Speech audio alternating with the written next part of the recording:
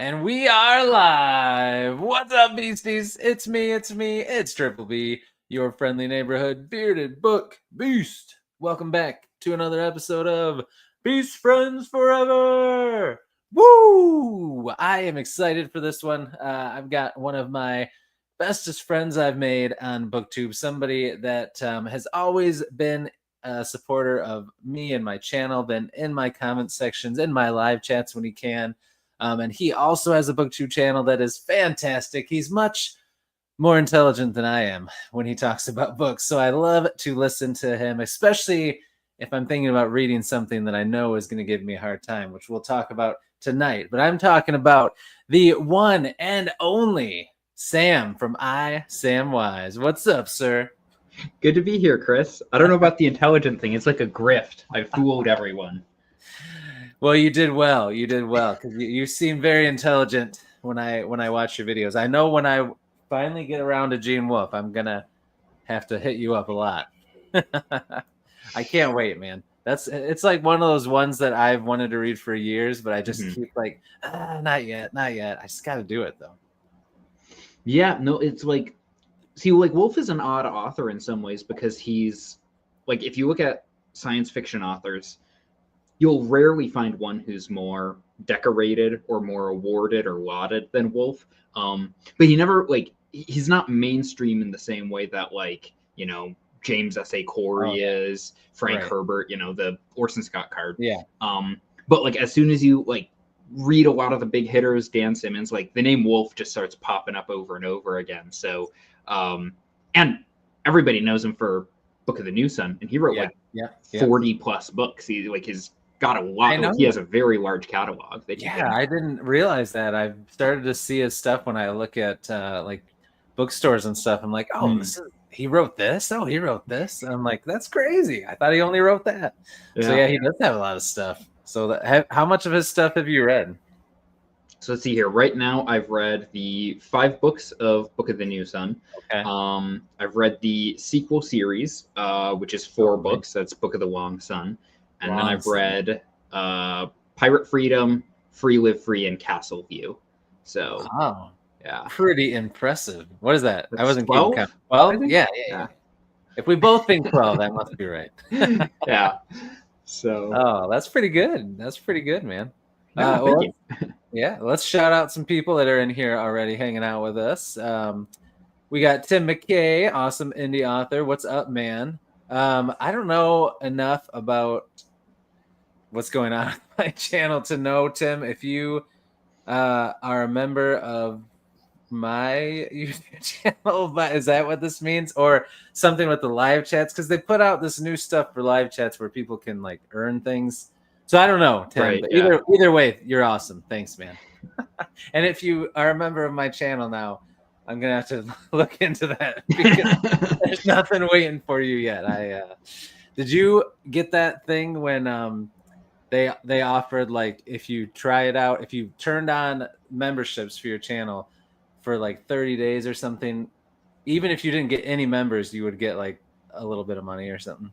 What? So I didn't hear about this. You missed it? Oh yeah. So I did it, and it might have been right before you got before you became a partner or whatever, maybe. I don't know.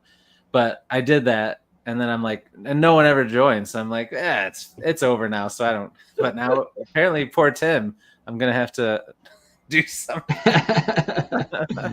But anyway, we also got Britton from Some Okie Dude. What's up, Britton? Thanks for being here. J.A. is here, another awesome indie author. Thank you, my friend, for being here. And yes, I agree, Tim. Sam's channel name is awesome. I agree.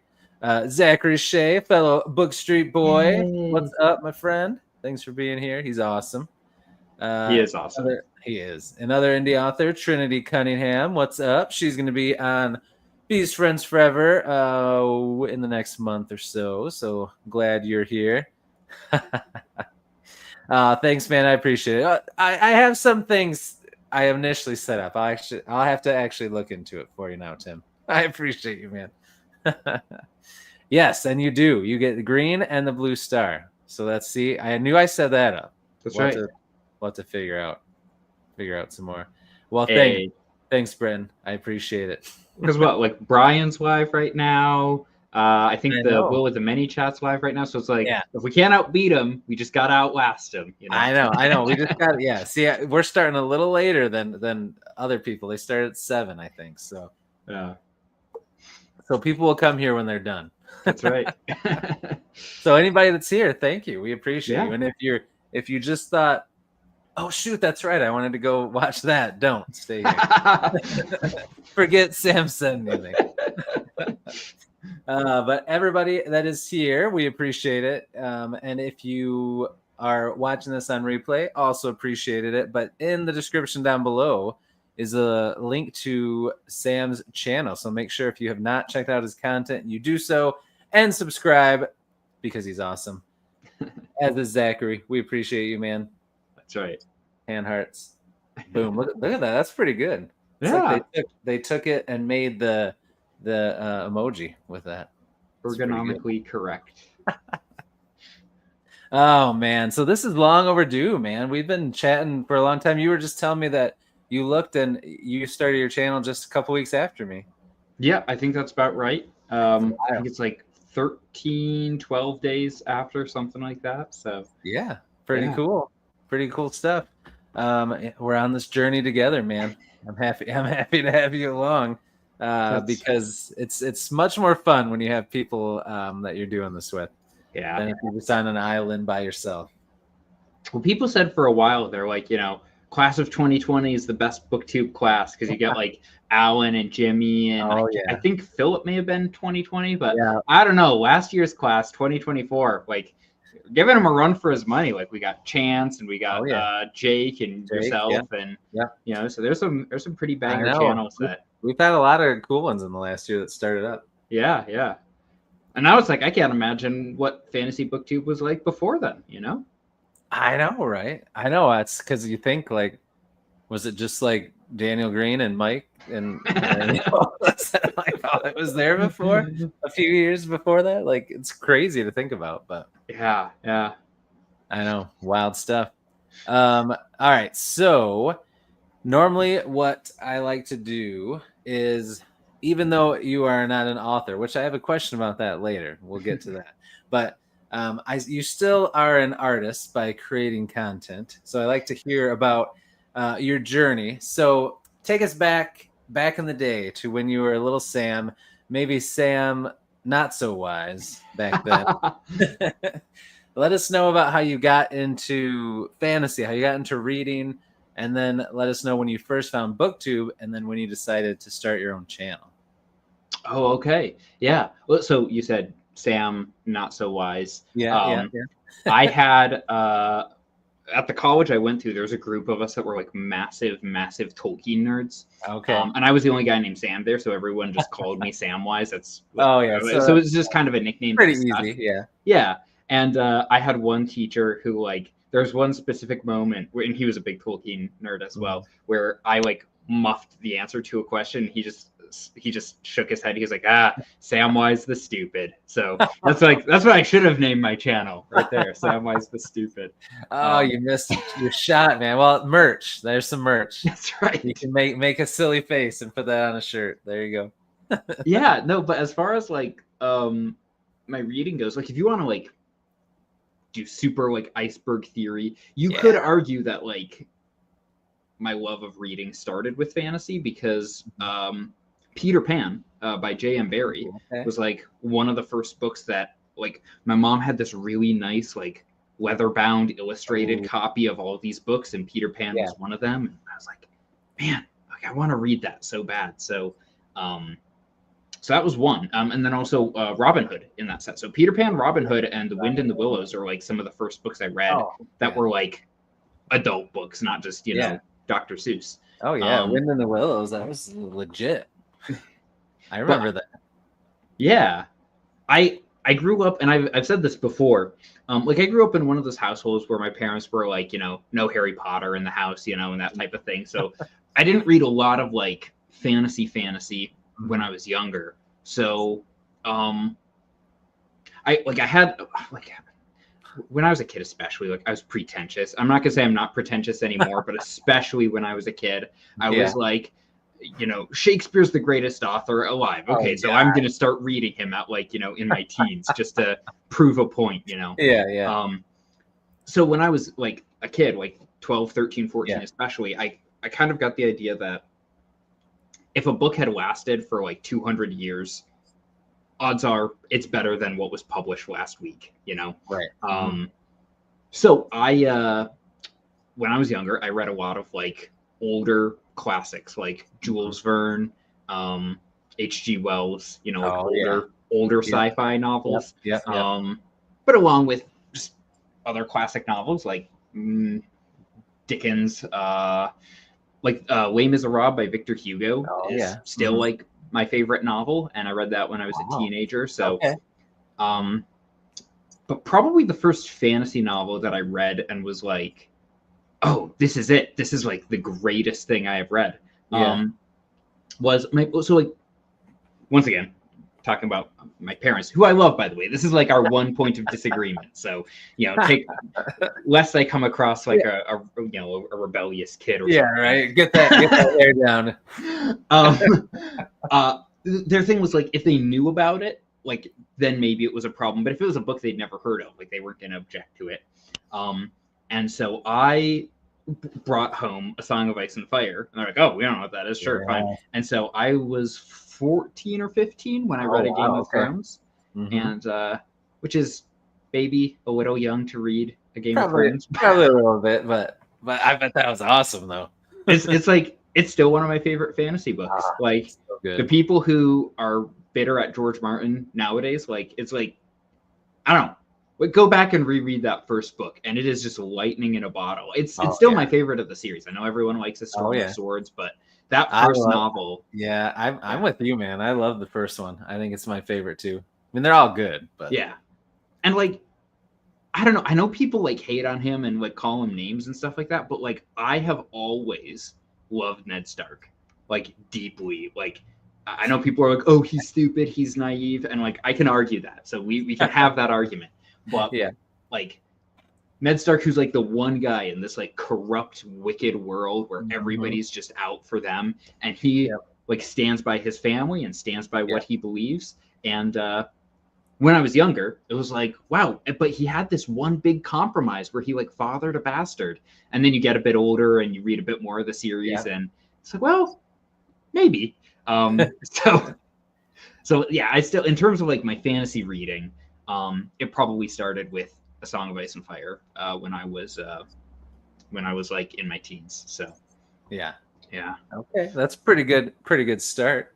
Let me go back here for a second. I was gonna say, I thought of this too when you mentioned Peter Pan. Have you read that, The Lost Boy by Christina Henry? I've never read it, but I've seen her books where she retells some things. Yeah, Zach's been trying to get me to read these for a bit now. So I know. I heard they are pretty good. So you might be onto something. Yeah. Tim agrees. Count of Monte Cristo. That's probably one of my favorite classic books. That one is really good. It's so readable, and it shouldn't be for a book that's like, the size of the Bible. It's like it's so readable. It is so good. Yes, Ned is the GOAT. Yeah, I agree. See, everybody's with you. Yeah, everybody here knows. Good. And he's not naive. He's just a man of honor. He just believes in doing what's right, and he hopes that other people will too, and that he can affect them. Right. And it's just in that kind of a world, like with all that going on, it's only a matter of time before it caught up to him. But I know. It's kind of like that with any dark show, though, right? That whoever like the beacon of light, whoever like the one who stands on honor, truth, or goodness, you're like, oh, they're gonna die. They're not gonna make it. And that's the funny thing is like, people will be like, oh, like Ned. Spoiler alert for A Game of Thrones, like a 30-year-old novel. Yeah. But like, when Ned Stark dies, it's like, oh well, like he lost. And you look by the end of the 5 books that we have, and it's like, where's the situation? Like, what is the situation in Westeros? And it's like, okay, Jaime is being led away to be met by, what's her name? Lady Stoneheart. So Jaime's being led yeah, away to maybe be killed by Lady Stoneheart. Mm-hmm. Cersei is completely ripped of any power that she has Yeah. left. Tyrion's drinking himself to death across the ocean.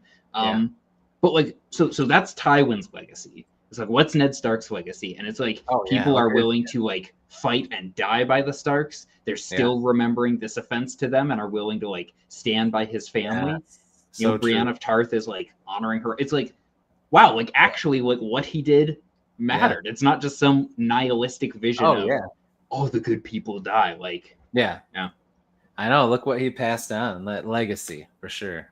Yeah, I've never thought of it that way. That's a really good way to look at it.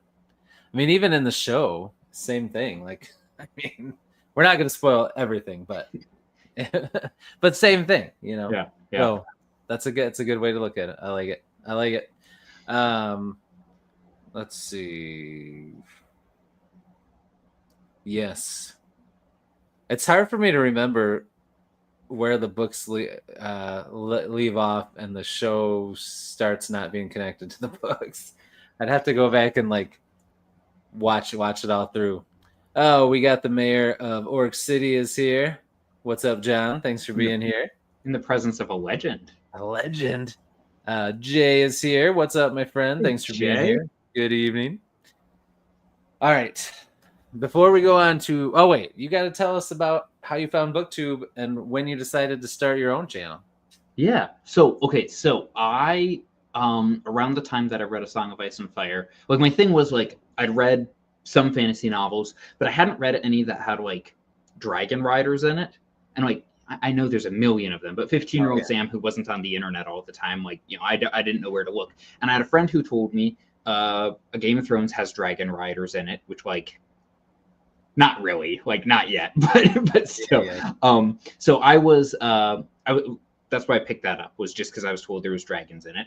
And Aragon was the other one that was recommended. Oh yeah. Mm-hmm.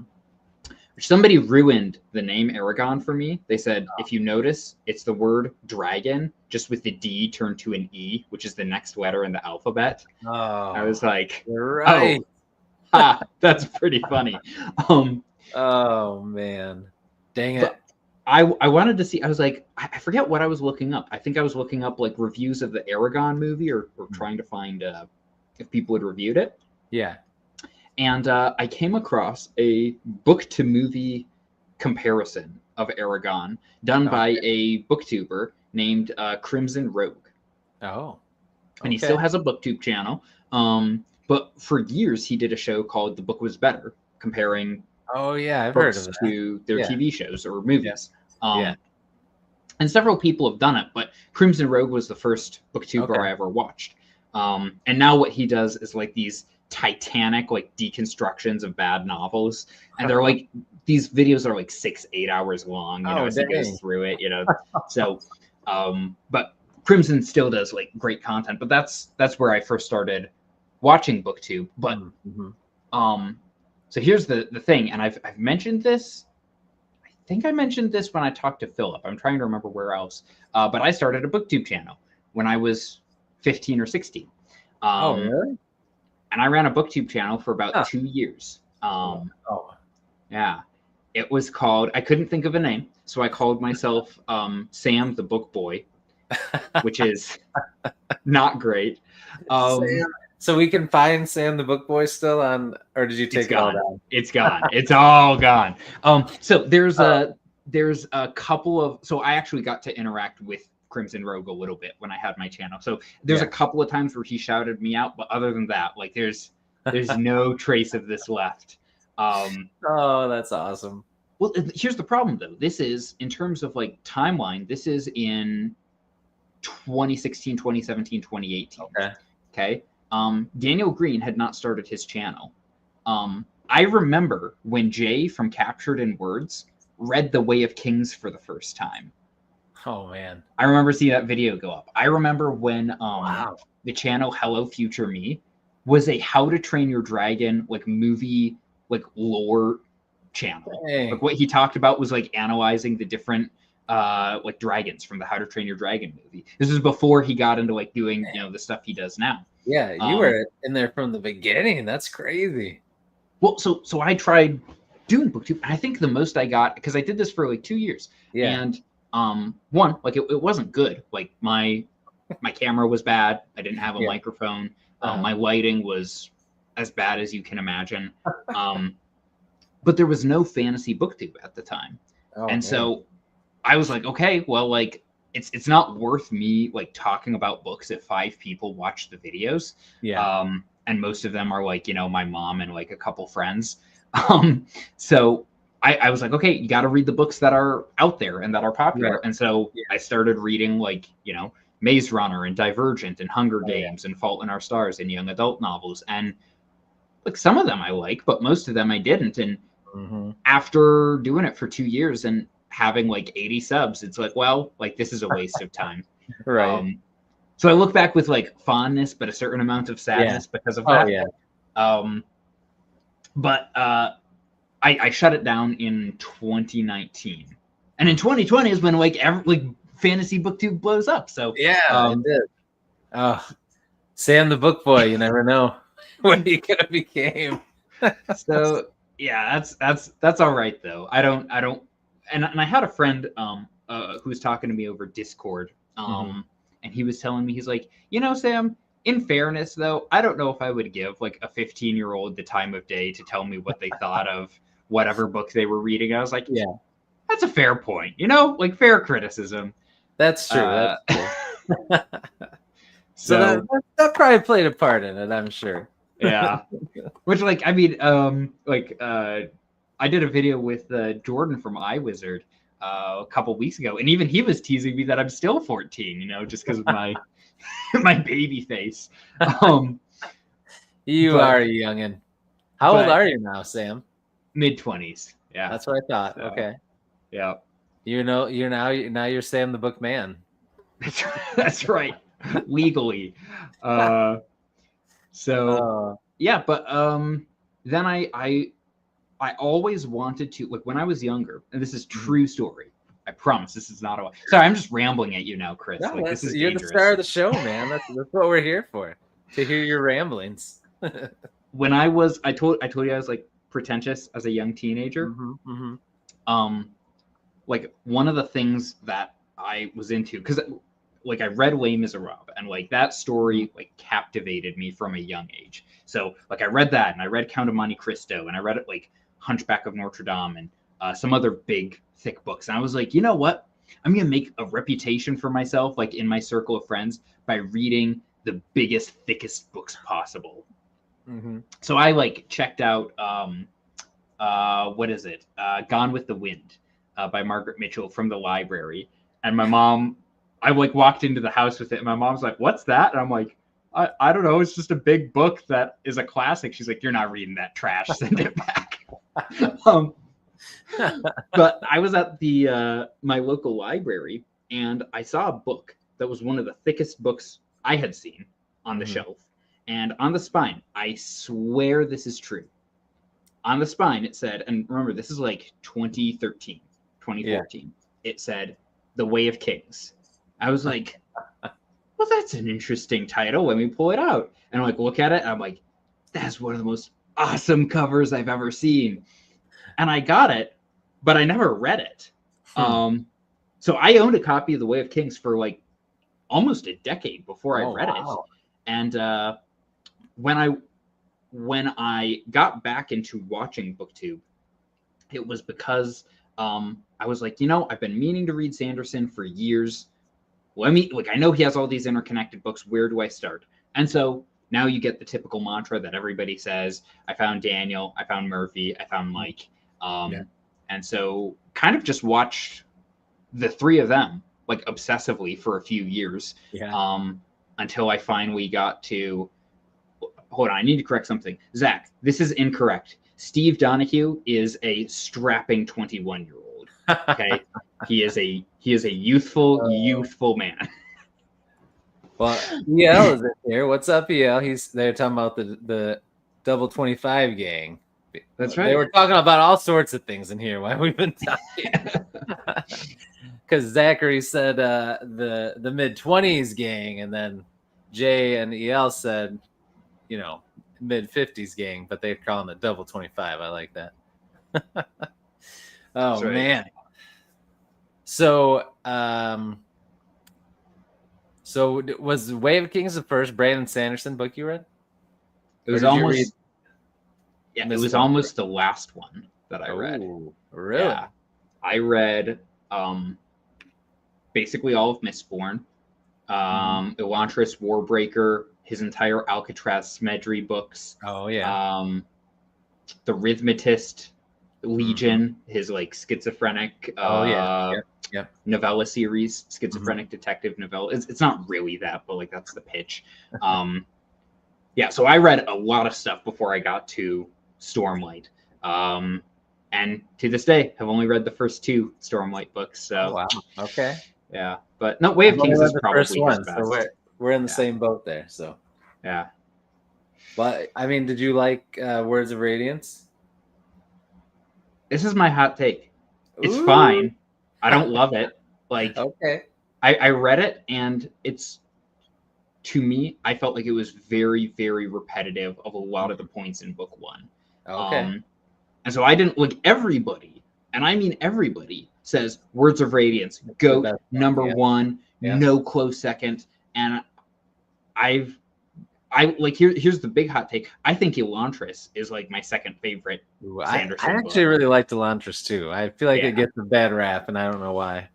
It's one of the few like Sanderson novels where he's not recycling his bag of tricks. Right. Like there's a few in there, like the Princess on the Journey and stuff like that. So there's some of his tricks in there, but like it's a mystery novel at its heart, which I love. So very inventive. Yes, I agree. I liked it a lot. So you probably have you read any of his newer stuff? Like, did you read Yumi and the Night Painter? I didn't read that, but so I've read of the secret novels. I read Tress and then Frugal Wizard, which like once again, like all my Sanderson hot takes. Frugal Wizard is one of my favorite Sanderson. Oh man, novels. Everybody hates that one. It's like a top 5 Sanderson novel for me. Wow, like, I'm not kidding. That's awesome. Well, because I thought it sounded fun, but then everybody was so down on it. I'm like, I don't know if I like it. But no, I love it's like I love it. It's like it's a lot of fun, and I think it takes itself less seriously than some of his worser novels do. So, well, there you go. That's good. And we got some Elantris love in here from some kids too. So there we go. Let me shout out another awesome indie author that popped in, Molly Macabre. What's up, Molly? Author of Dark Bloom. Thanks for being in here. So, all right, before we talk about anything else, I got to ask you a question. Okay. Are you ready for some terrible dad jokes? Yes. All right. First one. Here we go. What should you do with a sick boat? Hold up.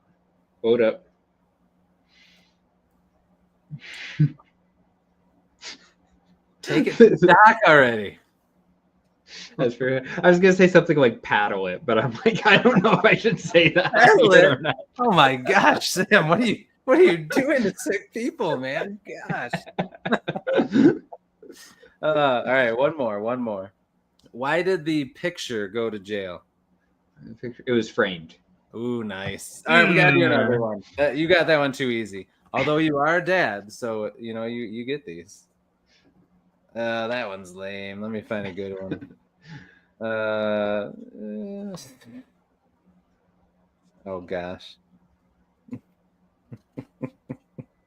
All right, this one is really so stupid that I have to say it. All right.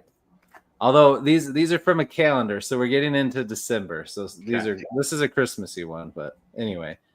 Actually, I just saw one that's better. Never mind. Here we go. This one's good. All right. Why did the robber jump into the shower?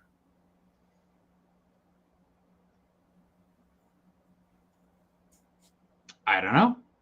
He wanted to make a clean getaway. There you go. But boom. That was better. That was better than the other one. That was pretty funny. All right. I got to get something new. I only got like a few left in here. I got to get a book or something. All right. So, how is fatherhood going? You have one, right? It's one. Just one still.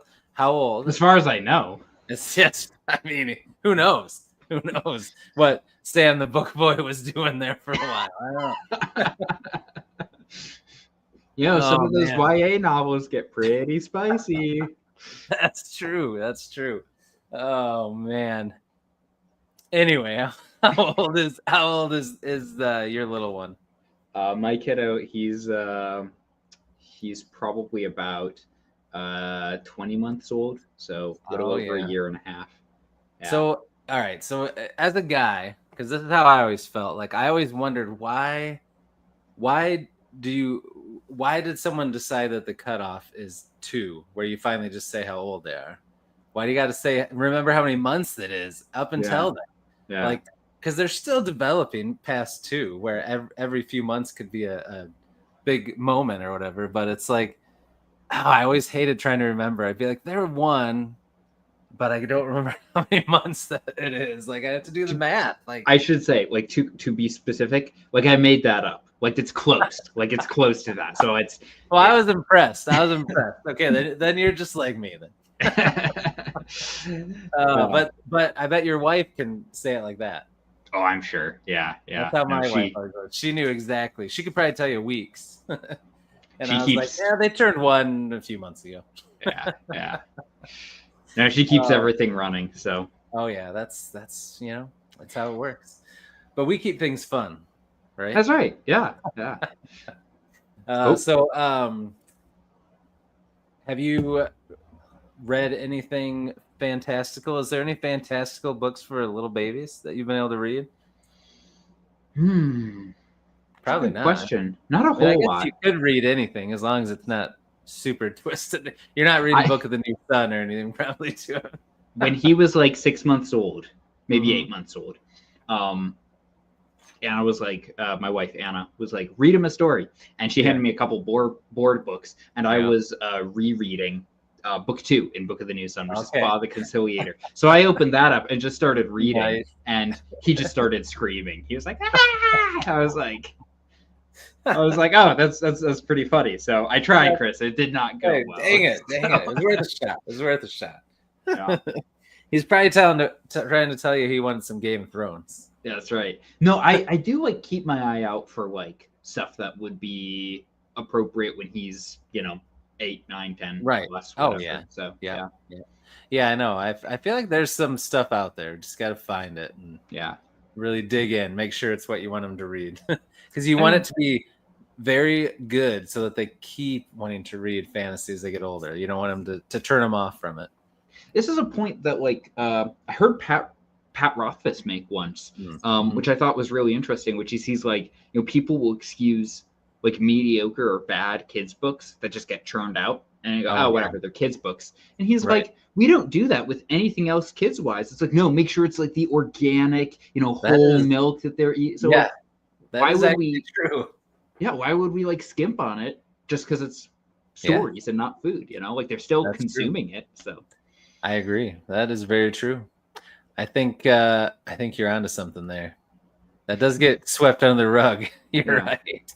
If you read something with your kid and you're like, but then it's just like, it's for kids. It's all right.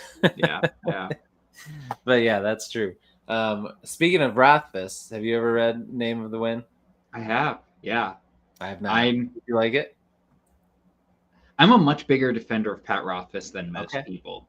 I really like those books. I like Wise Man's Fear better than Name of the Wind. Oh, really? Wow. Wise Man's Fear has it's probably about 50 pages too long, and there's one bit in it and it's not the bit most people think, but there's one bit in it that I'm like, that's out of place. But I like those books a lot. Oh, that's good. I do want to read them eventually, even though it's not finished. I still want to read them. Yeah. And I did not know that, Zachary. I can't wait to read some Michael R. Fletcher. I've got a bunch of his books, but have you read any of his stuff? Zach's got it though. The Adema. That's the part of Wise Man's Fear. Oh, Not good. Felurian makes total sense with what he's doing there, but the Adem is like, no. Oh man. So you agree then? yeah. No, Can't all be perfect. they said Michael Fletcher Yeah. wrote a kids book series. Do you know Pat Rothfuss wrote some kid picture books? No way. Have you heard of these? Oh, No. Chris, you got to look up a video of him reading them. It's called The Oh, Adventures of the Princess and Mr. Wuffle. And what it is it's and I'm going to spoil this for everyone, this picture book. But there's a princess who lives in a tower all alone, and she hangs out with her teddy bear, Mr. Wuffle. And then one day a kitten is delivered to the tower, and she loves the kitten and plays with the kitten and enjoys eating the kitten or enjoys eating the kitten. Well, I gave the game away. That's the joke at the end of it, is that they eat the kitten at the end of the book. Oh no! It's like a dark, twisted, like kids fairy tale where you think there's a monster under the bed, and really it's the princess who is the monster. That's pretty cool, actually. So I'll have to look it up. So he reads it, and he's a great performer. So yeah, it's pretty entertaining. Oh man, I bet it is. Yeah, I'll have to look it up. Yeah, I feel like Zach, did I get that wrong? Is it that they eat the monster under the bed, or I thought they ate the kitten too? Maybe it's just the monster that they eat. Maybe the monster is the kitten. Maybe the monster is the kitten. I can't. It's been so long since I've heard him read it, but oh man, I'll have to check that out. Let's see. Tim checked out that mid-grade book. Okay. Yeah, that's pretty cool. That's awesome. Book. There you go. There you go. Yeah. All right. Well, I'm gonna have to link that in the bottom of this because I'm sure anybody like me that hasn't heard of it wants to check it out. Yeah. It's pretty funny. All right. So this brings up an interesting question that we can talk about. So you well, I guess it depends on when you read those, but from your love of Game of Thrones and Name of the Wind, do you not have a problem with reading books in a series that isn't completed yet? Not really.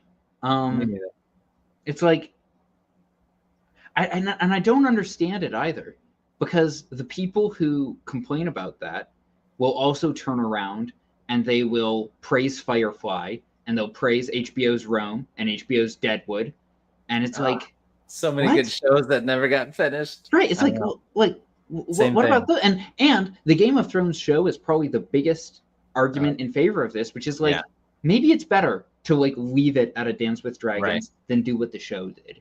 You know? Yeah. I know. No, it's never bugged me really. Yeah, me neither.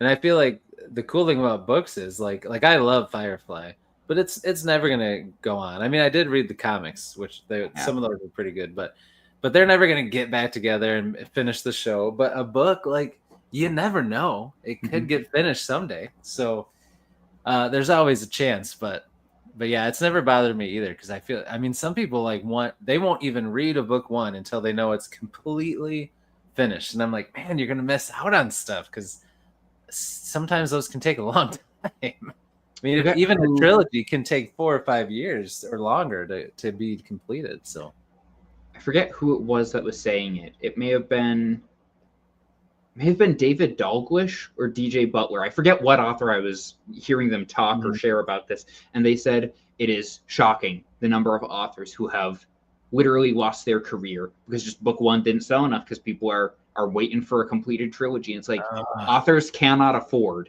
to spend 8 years writing a trilogy or however long and then publishing it like that. Like it's not realistic. You know, you got to support it when it's book one. Oh yeah, for sure. I agree. Nathaniel just popped in here. What's up, man? Hey. If you guys haven't checked out his channel, check it out. He's an aspiring writer. He actually wants to write a whole book on an old-fashioned typewriter. So pretty interesting. He's a pretty cool guy. So yeah, I'm the same way. Like if something sounds cool, I'm gonna read it. It doesn't matter if it's done or not, you know. But sometimes it is a problem because there's just so many new books coming out that sound so good, and then you can just get lost in the weeds of new books forever and never finish anything. So there has to be a balance for sure. They made a movie That's right. I've not Completed seen that it. the movie completed Deadwood? Yeah, I never watched it either, but I didn't know that. I know. I mean, I guess technically they completed Firefly with the movie too, but anyway. Twin Peaks. Twin Peaks is another one that Twin Peaks is ended on another point. one. Yeah. Yes. Yeah, you're right. There's a lot The of Hannibal shows. show. I forgot about that. Yeah, the Hannibal Lecter show. Oh yeah. Pretty much every show now. It's very rare for any show, and if they do get an ending, it's usually rushed because they got canceled and they just try to quick throw something together. Yeah. I don't get why they don't let shows breathe anymore. Well, I mean, I guess they didn't even back then, but I mean, I've never understood that. Stranger Things is ending this year, Chris. You a Stranger Things fan? I am. I'm excited. Yeah. It's wild. It's been a long time since that first season came out. How old were you when the first season came out? I don't even remember, man. What year did that come out? I don't know. I'm gonna look it up because it's kind of cool. Like I watched it in the beginning just by myself because my kids were all too young. Mm-hmm. But now, like my older two kids, we've watched it together the last couple seasons, and now we're gonna be able to finish it together because they're old enough now. So let me look. I'm curious. It's been a long time. Stranger Things season 1. Someone's gonna tell me before I look it up. I bet. 2016. It was 15 years. Wow. Yeah. Dang. That's crazy. That I don't know. That is like, it probably sounds plebeian of me to say it. That is one of my favorite TV shows, though. I love Stranger Things. It's so good. Yeah. Well, I mean, it's so good in general, but and especially like anything that harkens back to the 80s as like an 80s 90s kid like I was, like that's it's got me already. But the show is just so good in general. It doesn't even matter. Matt's here. Hey Matt. What's up, Matt? Thanks for being here, man. We're just talking about Stranger Things and how excited we are for the final season. I saw it at a thrift store. I was like, I have to get this. I have a Steve Harrington shirt. So I was gonna say, who's your favorite character? It may be Steve. Well, like Steve is my favorite. Like, but the one that just like my heart just like breaks for is Max. Like, and a part of it is because Max looks a lot actually like my wife in some ways. Oh, really? And there's some weirdly specific things that like are personality quirks about Max that are similar to my wife, and so there's a certain level of like projection from me that like makes me love Max. But I would be like that too if a character reminded me of my wife. It'd be hard to not. And Hopper, yes, say that, like Steve and Hopper, Max. Yeah, I mean, there's so many good characters on there. Hopper, the dad we all want to be. Hopper is the man. Yes, I hope he gets that date. It still hasn't happened yet. Like, here's the thing. I like Chris. I'm not kidding when I say I never ever like. Okay, I rarely cry at movies. I'll laugh a good bit. But I never ever like cheer audibly at a movie. I just never do. His wife thinks now, Josh. That's not very kind of her. Yeah, come on, man.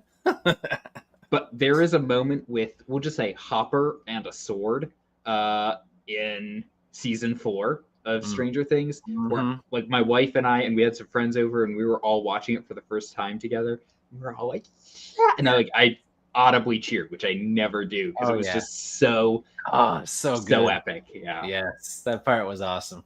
Now, I feel like, all right, if anyone watching this has not watched Stranger Things, mute for just a couple minutes. I'll give you the thumbs up that you can unmute. Spoiler alert. You've been warned. All right. So before the last season, so the end of the one season when it appeared that Hopper had met his demise, did you really think he did? Did you guess that it was him in the prison, or did you think it was somebody else when they said the American? So I didn't start watching Stranger Things until season 4 was coming out. Really? And the promotional posters all had Hopper on them, so it's like, okay. Yeah. It didn't bug me though. Like, not like knowing that. It's like, yeah. Oh yeah. Yeah, I was like, Yes, when Matt, that is good. That is season yes. 3 is not the strongest season of them, but it has one of the best endings. Oh yeah. Yep. Oh yeah. Nathaniel, you got to watch it, man. The that is actually a cool Lego set, the big one they made. But yeah, that song, man, I was hooked on that song for a while after after that. It was in my head all the time. It was so good. But yeah, I watched that live, and I was, or not live, but like I watched it when it came out, and I was like, I was so mad because I thought, there's no way. So I was glad that I was correct that it was not the end. But anyway, we don't want to ruin anything for anybody before the final season. So you can come back. You can unmute, Trinity. And now that everyone's coming back, if you don't mind me interjecting, Chris. Yeah, go ahead. Do you they mentioned the Never Ending Story song? Yeah. Do you remember what Dustin's girlfriend in Utah is doing when he pages her? I forget. What was she doing? She's reading. And do you want to know what she's reading? What is she reading? Book of the New Sun? That would be funny. No, she's reading. It's close though. She's reading A Wizard of Earthsea by Ursula K. Le Guin. Yes, I remember that. You're right. Yeah, and she says to him, because she gets upset at him and is gonna like shut it off, and she's like, what is it? She says, Ged is about to save Earthsea, so I've got to get back. And I was like, oh, I know that. I know that. My nerddom paid off, Mom. Yes, I know what they're talking about.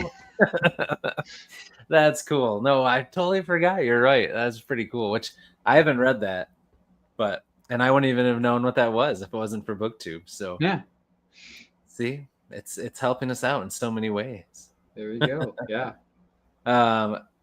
Yes, I think all the dads do love Hoffer, but I think everybody does. How can you not? That is a good show. I'm excited for it for sure. There's a book that I always wanted to read that told his story like before, like when his how he like lost his daughter and how his marriage fell apart and all that stuff. But I never read it.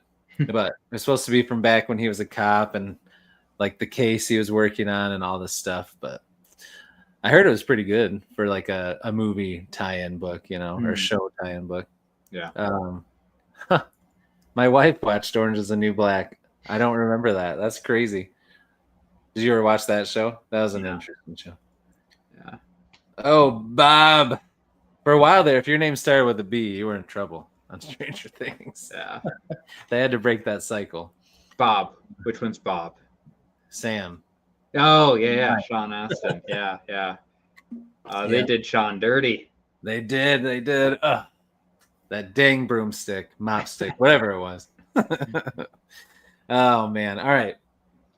So before it's already, what time is it? It's already been 50 minutes almost, man. This is flying by.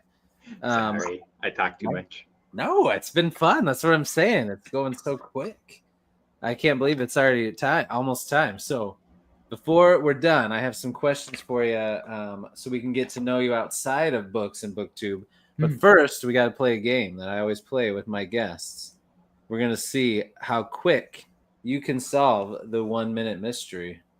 Ooh, here we go. All right, let me make sure we haven't done these yet. Ooh, that one is weird. Yeah. So I'm going to hold up 3, and you're going to get to pick your poison. All right. All right, that one's good. Nope, we already did that one. Hold on, I'm getting, somehow my stack is mixed up here. Okay, I think these ones are good. Okay, so we got 1, 2, or 3. What do you want to do? 4. There's no 4. 1. That means you have to do all of them. All right, number 1. Okay, here we go. So I'll read you the case, and then it'll ask us the mystery. And then there are about 6 clues I can give you if you want them. The chat can also help you if they think they know what it is. But we'll see how it goes. All right, you ready for this? Let's do it. All right. So here's the case. A man watches as a dodgy-looking stranger gets into his car and speeds away. Into the man's car, the man that's watching. Gets into his car and speeds away.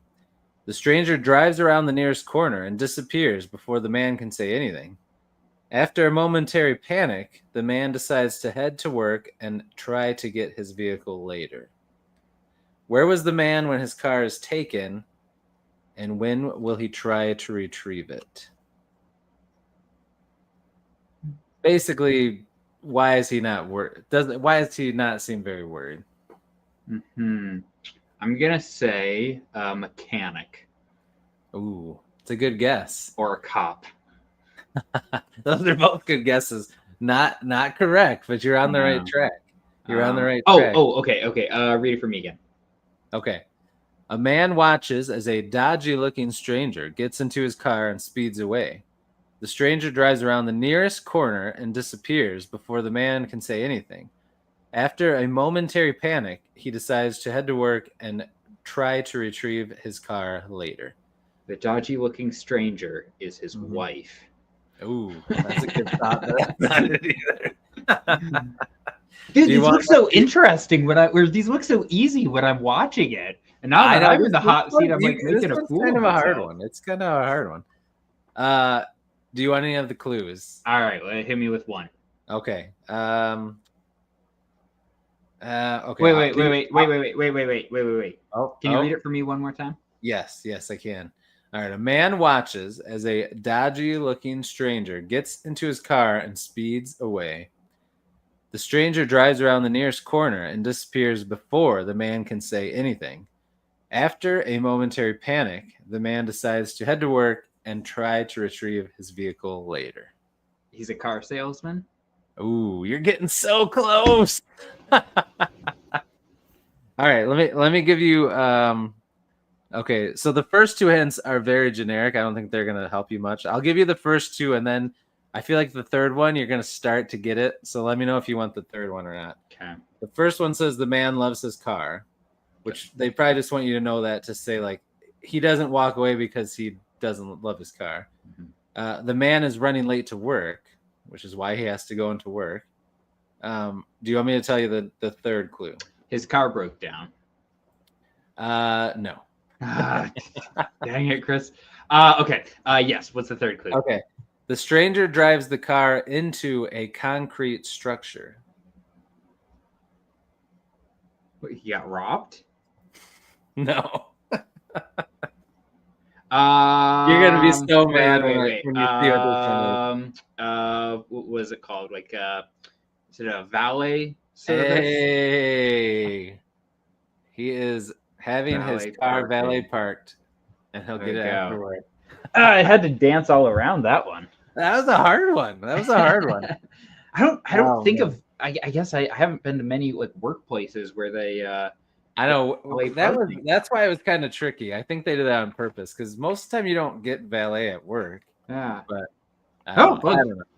Good mystery, Chris. It was, but you solved it. You didn't give up. Look at that dedication. I like it. There we go. Trinity had it, and Nathaniel thought so too. Nice job. But yeah, everybody had some good. Zachary was thinking out loud. Dodge dealership. That's good. So yeah, everybody was thinking along the same lines as you. So I think they wanted it to say dodgy because they wanted you to think he was stealing the car. Yeah. But I mean, I feel like in movies, a lot of times the valets are a little dodgy looking, but in real life, they usually are fine. But yes, Nathaniel, right. It was a red herring. Red herring. All right. So, are you ready for some questions so we can get to know Sam beyond iSamWise? Yeah, let's do it. All right. First one. This is an easy one, but it might be hard for you. I don't know. Sometimes this is hard for people. First question is, what is your favorite color? Green. Ooh, green. Okay, why green? Just always been, or is there a reason, a story behind it? I think has always been. It probably comes from me once again, like really liking like Robin Hood and Peter Oh, Pan yeah. when I was. I don't know why this got blurry all of a I was sudden, gonna but say you got blurry all of a yeah. sudden. Here, let's try waving, see if it'll focus. Yeah, it's like it's must be focusing on something in front of you, but there's Yeah. nothing in front of you. Like, woo. Yeah, look at that clear, crystal clear finger. Yeah. Here, I'll just like sit really close to the That's screen. so weird. It was perfect the whole time. No, I mean I liked Robin Hood and Peter Pan when I was younger, so it probably comes from that. That makes sense. Did you ever watch the Robin Hood Disney cartoon? Oh yeah. I love that when I was young. Let me tell you this, Chris. So, when I was younger, when my younger brother and I, we would like, oh, Mom, can we watch a movie? And when she would say no, what we had done is we had a cassette tape recorder, and we had recorded the entire movie audio on cassette tape. And so if she wouldn't let us watch it, we would just play it back on cassette. So. Oh, that's awesome. So you had it down. Yeah. Oh, no, man, I love that cartoon. Oh, me too. Now that whistling song is going to be in my head. That's right. Dude. All right. Anyway, I'm going to have to break that out. I don't think my kids have ever watched it. Oh, that's great. Yeah. Got to get it on DVD or something nowadays. Yeah. Well, actually, not even DVD. I didn't, like 4K or what is even now? I know. Yeah. It probably is on Disney Plus. You're right. Real quick, Lucas Clay is here. What's up, Lucas? Yeah, thanks, Lucas. True. Sam is wise. All right. Next question. Got to go back in the memory bank. Maybe not too far for you, but what was your first job? Your first job you got paid for? Not like just helping out your parents or whatever, but you got a paycheck for. I was gonna say, like, getting paid for my parents. I worked on staff at the college that I went to. Okay. Nice. So that's part of how I got through college was working for a part of my tuition. Okay. What did you do? Like work at like a front desk or something? It's sort of a jack of all trades type of things. I mostly worked grounds. So like, mowing and groundskeeping and driving their trucks around and stuff like that. And then was a part of the AV team. So we did a lot of video and audio stuff. And I recorded an audiobook for the dean of my school. So. Oh, wow. Yeah. It's not very good, but but I did it. So. You are an audiobook narrator. Yeah. Dang. You were Sam the book boy and an audio narrator. You were just flying for a while there. That's right. Oh, I'm past my prime, Chris. The good days are gone. That's right. You'll never get back to that mountaintop. Oh, man. All right. Cool. What about what was your first car?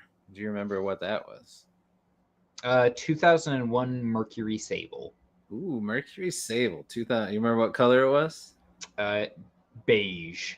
Sand. Right. Yeah, sand Let's color. See. Let's see if I can find the exact one. Well, if you find the exact one, I'm gonna have some. You've got some good connections, Chris. If you can. I know. Watch out. Was it this? Yeah, that's about it. Yeah. So, yeah. Now we can just picture Sam the book boy riding that thing around, jamming out. That's right. Awesome. All right. Next question. What is a hobby or talent you have that we don't know about? Well, I'll say the cool part first, and then I'll say the practical part second. Okay. Which is that. So I'll say it the cool way, and then it'll seem less cool the more I describe it. All right.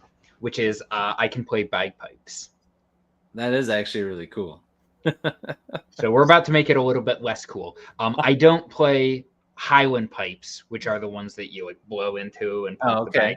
I play Uilleann pipes, which are powered with an air pump, a shoulder, like bellows. Okay. And the reason why I can play Uilleann pipes, I'm not saying I'm good, but the reason why is because I play Irish tin whistle. Oh, wow. And the fingerings for the Irish tin whistle are the same for Uilleann pipes. So, okay. I haven't played them much because they're expensive, so I need to borrow a friend's pair, or I used to borrow a friend's pair. Okay. We don't interact much anymore, and that's how I used to play. So That's still pretty cool. yeah, I think that's pretty cool. Next time you're on, I expect you to have them ready so you can play us a song. I got a tin whistle I could play for you. All right, go get it. Come on. All right, go get it. Let's do it. First musical performance on Beast Friends Forever. Now, welcome to the stage, Sam, playing the tin whistle, I think he said. Oh, man.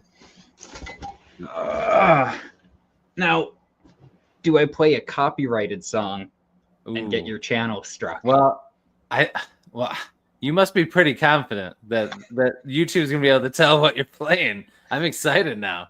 Okay, so do you want this is let me know if this blows out my microphone and if you can even hear this. Okay. Okay, let me see here. Now the pressure's on in front of we're all watching people.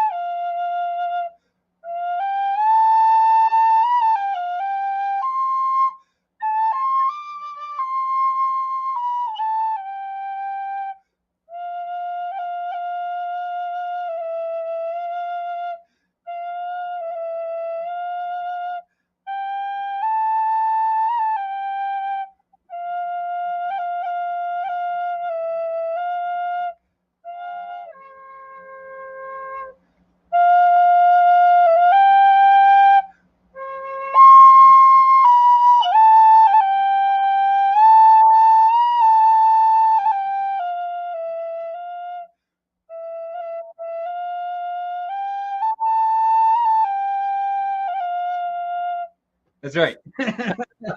That's pretty good, man. I am impressed. I could tell what that was. Thanks, Britton. I didn't know that I missed some notes there. Thanks for pointing it out. No, I used to play a lot more. So Britton. A truncated version, but yeah. No, I. Oh, it's beautiful. That's right, Jay. Here we go. He's got it. Ain't got nothing on Sam. No, I used to be a lot better, but I still enjoy playing it. So that's good. Yeah. Shane is here, another awesome book reviewer. Free bird. Dude, there's I wonder if I can still find it. There's a guy who rips that song on a tin whistle. It's crazy. Really? So yeah. Oh man. I'm impressed. Well done. Round of applause. We're all doing it right now. Take a bow. Nice job. Well done. Thank you. Oh, not too shabby. We can all feel that now. That's right. All right. Side note about Titanic, the movie. Okay, something that's always bothered me. Obviously, you've probably seen it if you play the music, right? Okay. All right. Tell me how. All right. So she's on the boat with Jack, right? Mm-hmm. This isn't what I'm not going to talk about the piece of wood. We all know there was room for him to get on the wood. Mm-hmm. I'm talking about she was with him for, a couple days, maybe, Then she goes on. Mm-hmm. She marries some guy. This guy loves her. She lives an entire life with him, has kids, builds a life together, decades together. Who is she go to heaven and see when she dies but Jack? What about her husband? He's just what I'm talking about. Standing on the sidelines applauding as he's becoming a cuckold. Yeah. Obviously, it wouldn't have been as satisfying as an ending because people were all bummed out. But, come on now. Yeah. I love the James Cameron movies that people like to hate on. Like, I like Titanic. I really like Avatar. Me too. Yeah. I don't care. And I watched it on I watched it at home on DVD. So people who say no, you had to see it in a theater to enjoy it. Nuh-uh, not me. So it's good on any screen. Did you see the trailer for number 3? I did. Yeah. That's pretty good. Oh, well, my wife hasn't seen any of them, so I'll have to catch her up to it. You got to catch her up, man. Yeah. Some top-notch movies, cinema. That's right. All right, next question. What are some of your favorite movies and TV shows that we haven't already talked about? What are my favorite TV shows? TV shows is probably harder. I know. I'll tell you my favorite like ongoing show that I've been watching is Justified with Timothy Oliphant. I love Justified. That is like a show that is tailor-made for me. Like it's a It's cop so show, good. it's a gangster show, it's a cowboy show. Yes. Oh, It's so good. How far are you in it? I watched the first 2 seasons. Okay, so. nice. And that it is complete, that whole series, and then they actually just did a jump That's into the future with Primeval, which was pretty cool and that's based on a lot of his books and stories and stuff, Yeah. pretty closely, which is good. But Elmore Leonard, I think. yeah, Yeah. That is a good show. That's a very good show for sure. So, nice. I like that. I'm basic. I really like Sherlock. Oh yes, yes, that's good. I like the Chernobyl show is a favorite. I haven't watched that one. Pretty good. Oh, it's so good. That is like one of the best pieces of visual like storytelling I've ever seen. So good. So yeah. Avatar is Ferngully. Ferngully was good. It was good. And guess what? Iron Man and Doctor Strange and Ant-Man like are all the same movie too. So like people complain about Avatar being formulaic. I'm like, what about every superhero movie? Anyway. That is true. That is true. That's fair. Yeah. Oh yeah, Sherlock was so good. So and good. I should say I'm not like I'm not like coming at you. I'm just talking loud. We know. I have no problem. We can all discuss things and be friends. That's what it's all about. We can be beast friends. All right. Let's see. All right. If gaming wise, now that you have a little one, I don't know if you have time, but have you ever considered yourself a gamer? Do you still find time to game or no? I want to be like somebody who games, but like I suck. That's the problem, Chris. I just suck at them. So when I was younger, I played like Age of Empires and loved that. Oh, okay. Yeah. And when I was younger, I didn't buy Minecraft, but I downloaded the 90-minute demo that you could play. And then I looked up online how you could go in and delete the timer file. So you could just play the demo for as long as you wanted. Forever. So I did that when I was Pretty younger. genius. Yeah. But they don't call me iSamWise for nothing. Proven your name. Okay. All right. Very good. Yeah, I'm the same. I mean, I've always liked games, but I mean, I don't play them as much now, but yeah, I've always been more of a single player story mode. And then when it says like difficulty wise, it's like put it on easy. I just want to watch the story and basically never die because it's so easy when I have to actually do stuff. So yeah, I get that, man. I get that. All right. And then I was going to ask you this earlier. I almost forgot. So as a booktuber, I always am curious. Do you have plans to, do you have inklings to, are you already working on your own book? What do you think about that? Yeah, that's a good question. I wrote back like when I was back before I peaked, and now it's all downhill, Chris. I used to writing, narrating books. Yeah, man. I used to write. I wrote like 4 or 5 novels now like they're probably novella length in actuality, but that's awesome. Yeah. I love novellas. And I was younger. I don't know. I don't know how much you follow like DJ Butler online.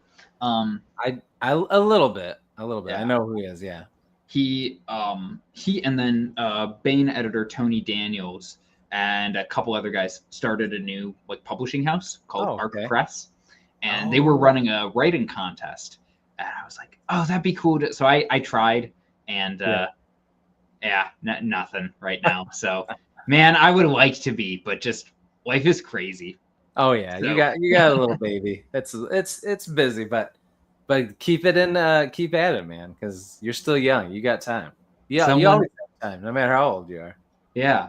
And Zach shouted there in the chat, like he's been very encouraging me that I should like keep at it. And I don't know if you've like how closely you've paid attention to Zach's channel, but he's been like talking about some stuff about a book he's got coming out next year, I think.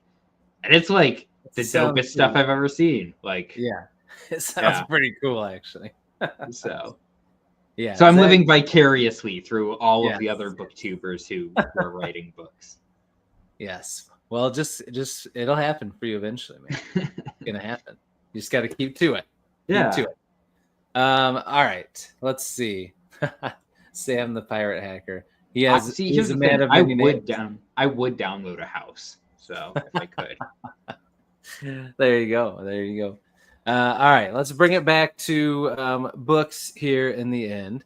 Let us know. It doesn't have to be a certain number, but let us know some of your favorite. We know you love Gene Wolfe. We know you love Game of Thrones. We talked about Name of the Wind. What are some other books that you really love and authors? But also, what would you say since starting BookTube? What would you say is your like favorite series or author you found through BookTube? Oh, that's a good question. Well, I don't know that I found DJ Butler mainly through Christopher Rocchio, so I guess that doesn't really count. But I read a couple of his books this last month, and did you like them? They're great. They're great. So that's good. I've been reading through, and this one came from BookTube through and through. I've been reading through the Long Price Quartet by Daniel Abraham. Yeah, it's so good. I've heard so good. I'm like 60% of the way through book 3. Oh wow. Okay. Oh, you're pretty far into it then. Yeah, and it is hyped on BookTube for a reason. It's just brilliant. So let me see here. What else? Since I've gotten on BookTube, I don't know. I read. I think I'm trying to remember who all I have. I've shilled out for David Dalglish too. Have I talked? I've talked to you about the. Yeah. Oh yeah. I've got a couple. Let's see. I'm looking in right now. I got the Radiant King, of course, because once you told me it was like Berserk, I was like, all right. And I already thought it sounded cool. And I got Soul Keeper, and I got the Belated Faith. Yeah. I don't know what I need to do to get people to read Radiant. I hear all of these fake Berserk fans here on BookTube saying my favorite manga of all time, and I'm like, this is in book form. Oh, like, man. Awesome. If you like Berserk, you will love this. And they're like, oh, the TBR is too long, man. Just maybe in 5 years. So. Oh man. But so that one counts that you've gotten into that. And yeah. So I like that one a good bit. Okay. I'm trying to think. I've been reading Tim Powers recently. He's a recent author for me. I've known about him for years, so I guess that's not a BookTube count. But right. I don't know. I think he's just great. I think more people need to be reading his stuff. What he writes is very Lovecraft, Stephen King adjacent, but set in historical settings. Yeah. Okay. So, yeah. Sounds pretty good. Yeah. I mean, probably I started reading this before I was on BookTube, but I mean, the answer probably the number one is probably the Sun Eater books, which got into because of Mike and because of Jimmy Nuts and other people here talking about them, and those are that's a top 5 series for me. It's same, incredible. So good. So good. Yeah. How far are you into it? Are you caught up? Yeah. Other than the short stories, okay, which I'll get to someday, but caught up. I got to get caught up. I'm reading the short stories and novellas as in between as I go, so I'm up to.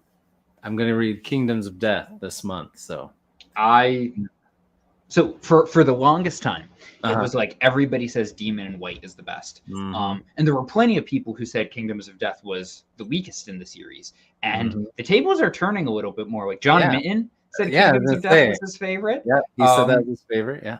Who else? I think Zach Shea. Zach, that's Kingdoms of Death is your favorite too, I believe. Yeah, Yeah. like Yeah, there you go for there we go. Shane. Yeah, like it's. I think you will really, really like it. I'm excited. It is incredible. So. Oh yeah, I love me some First Law too, Britain. Like so, here's one of the reasons why some people don't like Kingdoms of Death is because in the other books there's a lot of like different pastiches and tones and other genres that he's mixing together, and Kingdoms of Death is like nope, like one tone for the book, laser focused on it. And if people aren't interested in that and they're wanting a book that makes them feel happy, then like don't read that one. That's not this one. So well, Shane, you had me at dark AF. yeah. Brenton, you gotta get going on Sun Eater, man. I think you'll love it, dude, because I know the kind of stuff you like. I think you'll love it. Definitely, if you read Empire of Silence and you're like, definitely read Howling Dark. Because Britain, you'll love Howling Dark. You just might have to get to Howling Dark. Yes, I agree. You must. Yeah, that's good stuff. So, are you gonna go to his release launch thing in November for the new book? I'm trying. The booktubers are gonna be there. Yeah. It's in my now home state. Yeah, I'm trying. I'm like, I'm trying to like see if I can pull the right strings to make it happen. But I know it's hard when you got to be determined. Yeah. Yeah. That's true. Well, hopefully you can make it. We got time to see if you can do it. But yeah. Want me to have a crash at your place? Have a sleep over at the Bearded Bookhouse? I got a guest room. Awesome. All right. All right. I think that's good, man. We will end it. We will end it there. So before I go into my closing thing, I'll give you the floor. Anything you want to say, shout out, talk about? Any more hot takes? Any more instruments you want to play? Instruments I want to play. More hot takes. Goodness. I'm sure I could come up with some if I thought about it for a second. Well, I guess I'll say a couple things. Okay. Just since we talked about Kingdoms of Death, Mm-hmm. I think it's darker than like A Storm of Swords or anything George Martin. Oh wow, okay. In terms of like what happens, like it is I think it's a pretty merciless book. Okay. But I like that. I like that too. Yeah, Chris, when you're reading Book of the New Sun, when you get into Gene Wolfe? Oh, ASAP, man. I want to. I got it. It's actually right next to my Sun Eater book. Yeah. So that I see it all the time. Because I think I'll like it. I mean, it's one of it's on my list of ones that intimidate me a little bit because I feel like I'm not gonna know what's going on. But so, I've got deep dive videos that my friend Sam made that I can use to help me out. So here's and sorry, I know you said wrapping it up, but oh no, it's then fine. I brought up Wolf. So like here's a lot of the problem when people say that like New Sun especially is confusing, is that something will happen and the characters won't know what's going on. And like, what? That's really confusing. And then instead of Wolf explaining it, like in the next page, it'll be like 4 chapters later. But by then, people or sometimes something will have been explained 3 chapters earlier, and because you weren't looking for it, people will just skip past it. Yeah. And then it happens, and you'd be like, "Wait, wasn't that just?" And so there's a lot of like games like that within the text. Okay. So, like, I'm on my 3rd read through of the Book of the New Sun, and the ending of book 2, which is Claude the Conciliator, has this really like weird like seance scene with these witches like summoning a ghost. It's like, what is going? And it's it almost comes out of nowhere. It's like, nowhere. What am I reading right now? And every time I've read it, I've been confused about what. And this time going through, like this is my 3rd time through, I was finally like, oh, the answer's been there all along. It just I finally put all the pieces together, you know. Okay. So I got to be on my game. I can't. Yeah. I got to be locked in when I'm reading this. This is definitely a physical read book. Like this would be a tough audio book. Here's the thing, though, because I get in the. I don't pay attention good when I do audio. Okay, well, then that's probably it. So I think they work great on audio because it's Severian telling his story. So there's a certain true. That's verbal element to it that's good. Yeah, that's true. But yeah, if you have a hard time staying like locked in, yeah, then yeah, physical might be the way to go. Okay. But yeah, I'm excited to check it out. It's on my very high on my list of ones I've always wanted to read and see what I think. So, and I don't know. I think like Wolf went from being somebody, oh, whatever, I'll get to him someday. And with just because, I said like, oh, here's the 12 Wolf books that I've read. But some of them, like the New Sun ones, having been reread now, it kind of makes the number, at least to me, it feels a bit larger than just 12. Right. It feels like you've read it more than that. Yeah. But he's got to be like one of my favorite authors at this point, like probably top 4 or 5. He's just, I've rarely had, like, I guess I'll say this, Chris, not to be hyperbolic, because I don't say this much. I read a lot of books that I enjoy. I read a lot of books that are fun. I read a lot of books that I think about afterwards.